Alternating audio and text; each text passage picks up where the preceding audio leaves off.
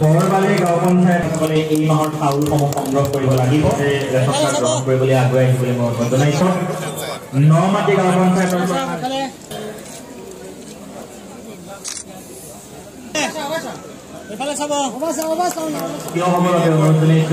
অন্যান্য সামগ্ৰীলৈ আহিব পৰা নাই তেখেতসকলে জিলা প্ৰশাসনৰ তৰফৰ পৰা আন্তৰিকতাৰে স্বাগতম জনাইছোঁ। অসমৰ এগৰাকী জনপ্ৰিয় বিধায়ক আমাৰ এই নিকটৱৰ্তী বহমপুৰ সমষ্টিৰ সন্মানীয় অনুষ্ঠানৰ সামৰণিৰ প্ৰাকখনত সন্মানীয় বিধায়ক মহোদয়ক জনমণ্ডলীক সম্বোধন কৰিবৰ বাবে আমি অনুৰোধ জনাইছোঁ। ৰেচন কাৰ্ডত এটা দিনত কি আছিল? কাৰ্ড ভাগ আছিল APL BPL অন্তৰ্দয়া। APL হলে 11 টকা দি চাউল কিনিব লাগে, BPL হলে 3 টকা দি কিনিব লাগে। আজিৰ দিনটোত কোনেও এই টকা দিব নালাগে, বিনামূলীয়াকে চাউল পায়, বিনামূলীয়াকে চাউল দি থকা হৈছে। আৰু বিনামূলীয়াকেতো চাউল দিয়া হৈছে আৰু এই কাৰ্ডখনৰ জৰিয়তে আপোনালোকে চৰকাৰী 8টা আঁচনিত আৰু অন্তৰ্ভুক্ত হ'ব। আজিৰ চৰকাৰখনে মুখ্যমন্ত্ৰীয়ে প্ৰত্যেক ঘৰ গৃহস্থীৰ সমস্যাৰ কথা চিন্তা কৰিছে। প্ৰত্যেক ঘৰ অসমৰ গৃহস্থীয়ে যাতে হাঁহি মুখে থাকিব পাৰে, প্ৰত্যেক ঘৰ গৃহস্থীয়ে যাতে দুবেলা দুমুঠি ভালকৈ খাই থাকিব পাৰে। আজি আমাৰ এই চৰকাৰ হোৱাৰ পিছত ৰাস্তাত ভিক্ষাৰী কমি গ'ল, ভিক্ষাৰী কমি গ'ল।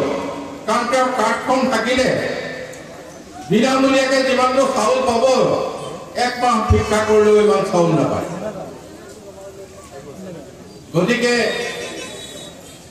তাৰ উপৰি আমি অৰুণোদয় দিছো, অৰুণোদয় আমি দিছো আৰু অৰুণোদয় দিম। ইয়াৰ পিছত আৰু ৰেচন কাৰ্ড দিম। যিসকলে এতিয়াও পোৱা নাই তেওঁলোকে আৰু অৰুণোদয় পাব আৰু ৰেচন কাৰ্ড পাব। দেৰিকে হ'লেও মাঘ বিহুৰ ওলগ জনালো আৰু ইয়াত আহি উপস্থিত হোৱা বিনাকান্দি সমষ্টিৰ আৰু বৰ্তমান বিনাকান্দি সমষ্টিৰ প্ৰায় 5টা পঞ্চায়ত মোৰ বহমপুৰ সমষ্টিৰ অন্তৰ্গত হৈছে।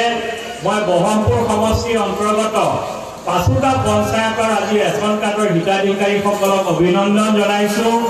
কাৰণ এইবাৰ বিনাকান্দি সমষ্টিত মন্ত্ৰী ডাঙৰীয়াই কৈছে যোৱাবাৰতকৈ 6000 ৰেচন কাৰ্ড এইবাৰ নতুনকৈ বিতৰণ কৰা হৈছে।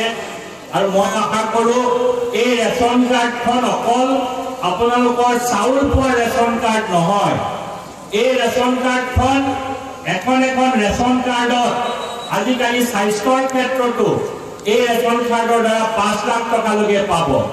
অন্নৰ সুৰক্ষা, স্বাস্থ্যৰ সুৰক্ষা আৰু ভৱিষ্যতত ছ'চিয়েল ছিকিউৰিটিৰ ক্ষেত্ৰত এই ৰেচন কাৰ্ডখন সদায় আপোনালোকৰ কামত আহিব। আজি আমি হোজাই জিলাৰ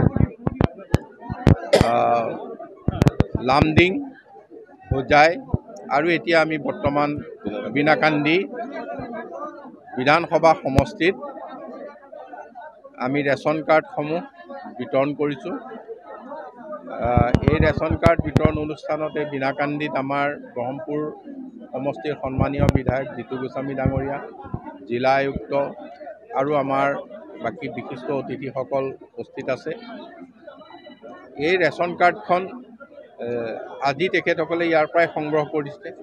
যদি কোনোবা অহা নাই তেখেতসকলে অহা কালিলৈ প্ৰত্যেকেই পঞ্চায়তৰ কাৰ্যালয়ত পাব আৰু তেখেতসকলে এই জানুৱাৰী মাহৰ পৰাই বিনামূলীয়া চাউল পাব। বিনামূলীয়া চাউলেই নহয়, এই ৰেচন কাৰ্ডখনৰ লগত আৰু 8টা আঁচনি সংযুক্ত হৈ আছে। বিশেষকৈ তেখেতসকলে গেছ পাবলৈ সক্ষম হ'ব আৰু প্ৰত্যেকেই এখন 5 লাখ টকাৰ বিনামূলীয়া চিকিৎসাৰ স্বাস্থ্য সেৱা গ্ৰহণ কৰিবৰ কাৰণে এখন কাৰ্ড পাব। গতিকে সেই কাৰ্ডখন হৈছে প্ৰধানমন্ত্ৰী জন আৰোগ্য যোজনা আৰু মুখ্যমন্ত্ৰী জন আৰোগ্য যোজনা।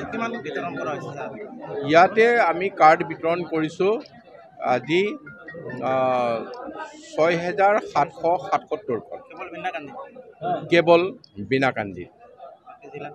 জিলাখনত আমাৰ তিনিওটা সমষ্টি মিলি আমি প্ৰায় 21,000 কাৰ্ড তিনিওটা সমষ্টি মিলি 21,000 কাৰ্ড মানে 21,000টা পৰিয়ালক আমি এই কাৰ্ড বিতৰণ কৰোঁ।